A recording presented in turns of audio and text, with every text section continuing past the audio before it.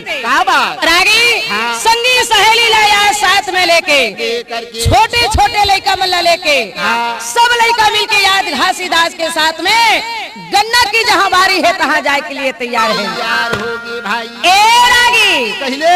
गन्ना के बाजी जेला लागे है भैया गा घासी चले जेला यार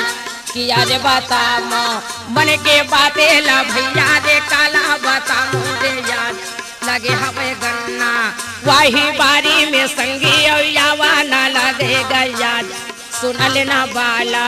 गन्ना बारी में भैया रे कूदा ना लगे रे याद किया रे विधिला बोरिया ना बोरिया लड़का चला था जे भैया गन्ना बाजी कदा खार कैसे मजा ये किसाने जे भैया देखा